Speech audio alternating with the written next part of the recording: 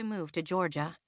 Ben had just retired as Savannah's fire chief, and their brainstorm of teaming up with me to start the Honeybee had saved my sanity. Plus, getting far away from the guy who had dumped me mere days before our wedding had seriously saved my pride. Of course, I'd learned Lucy had another reason for luring me south. Out of the blue, she'd sprung the news that she and I were both hedge witches.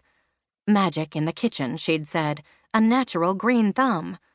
Some call those of us with a gift for cooking and garden spells green witches. Whatever moniker you choose, our kind has been helping and healing for centuries by tapping into the natural magic inherent in herbs, spices, and food. It had taken a little convincing, though. Imagine having someone you love suddenly dump that bombshell on you one afternoon over a cup of tea. Lucy had assured me hedge witchery was a family heritage my mother had long hidden from me. At first I'd scoffed and rolled my eyes at my hemp-wearing hippie aunt's airy-fairy notion. I mean, who wouldn't?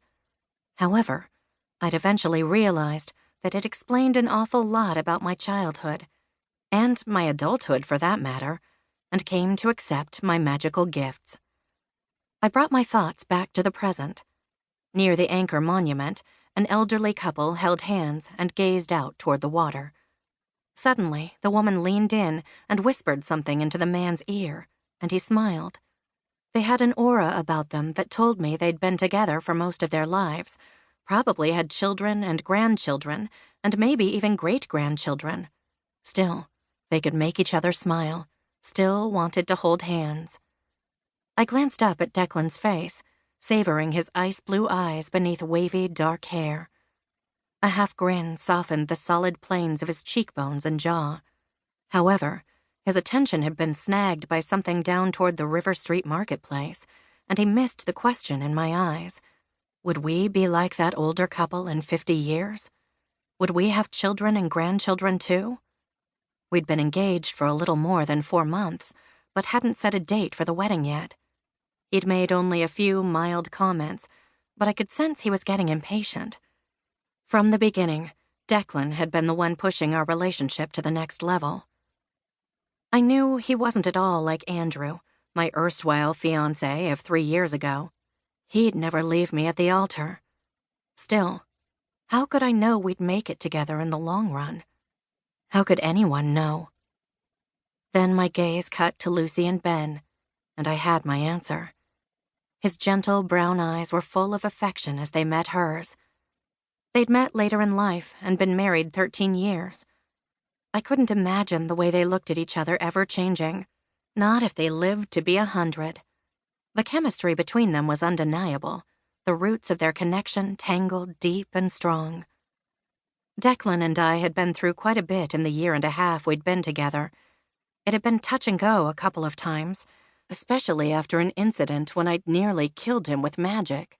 It had been an accident, but still, it could have broken us. Yet, in the end, it had helped to strengthen our bond. The anxiety that had begun to rise within me quieted.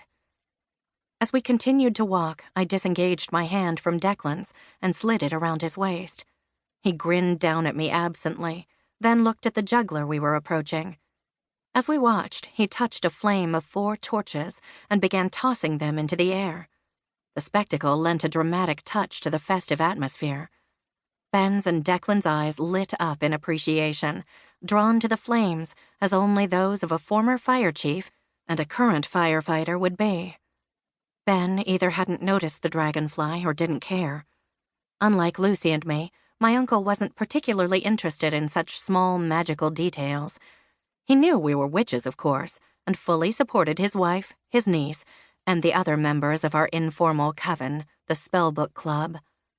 Declan had come around too, especially after a séance in which he discovered he had his own, gift. We passed the juggler. A group of children was gathered around a ventriloquist with a wooden dummy on his knee, their mouths open with delight as the dummy appeared to speak of its own accord. The man and his puppet sported the same dark-framed glasses and black hair, the puppet a mirror of its handler. "What's brown and sticky?" the ventriloquist asked. Murmurs